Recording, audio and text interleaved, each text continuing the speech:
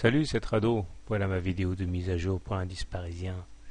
Pas grand chose à signaler aujourd'hui. Nous avons une hausse symbolique de 0,1% et donc une attitude assez attentiste. Il est vrai que de nombreux observateurs s'étonnent quand même de la hausse en cours qui s'apparente plus à un rebond technique qu'à une bonne raison d'initier un mouvement haussier de long terme. D'ailleurs, on ne s'y trompe pas en traçant les Fibonacci comme je le fais maintenant tous les soirs depuis une semaine.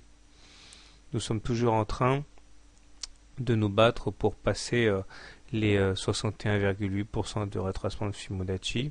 Ça fait 3 séances que l'on sollicite ce niveau des 3975.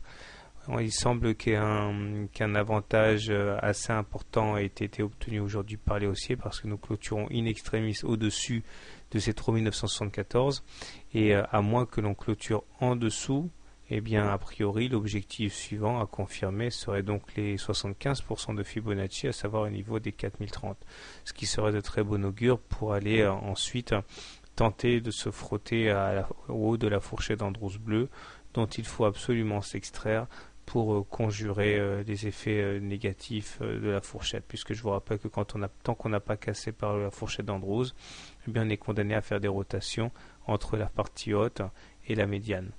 Au niveau des indicateurs techniques, statu quo, la M7 croît toujours avec une pente telle qu'elle devrait donner du fil à retordre au baissier en cas de contact après attaque baissière. Par contre, la M20 n'arrive toujours pas à redresser sa pente, elle est toujours décroissante, et puisqu'on est au-dessus d'une M20 décroissante, on est toujours sans tendance au regard de mon système de trading. Les indicateurs techniques continuent de s'améliorer, sinon le MACD enchaîne une troisième séance au-dessus de son signal. Il manquerait plus qu'il passe positif pour initier l'arrivée de nouveaux traders haussiers. Le stochastique également est très bien orienté puisque lui attaque maintenant la zone de surachat, il est à plus de 80.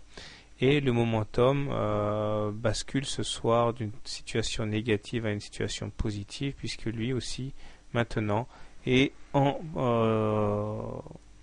positif. Donc ça c'est une bonne chose. Seule ombre au tableau, j'ai envie de dire, eh bien, au niveau des indicateurs techniques, cette divergence cachée de stochastique, une divergence baissière cachée, qui traduit le fait qu'on a fait un plus haut sur les indicateurs, mais qu'en même temps, on n'a pas fait de hausse sur les cours. Et comme je l'ai dit hier, ça veut dire que le stochastique est dans le rouge, en ce sens qu'il mouline, il fait tout ce qu'il peut, mais par contre, les cours, eux, ne bronchent quasiment pas et suffisamment pas pour inscrire un plus haut. Donc ça, c'est quelque chose c'est un signal caché, généralement, qui doit inciter à la prudence. Voilà. Donc pas de tendance sur cette unité de temps. Si vous êtes haussier, vous pouvez tenter d'acheter en cas de repli sur la M7 ou la M20, c'est classique.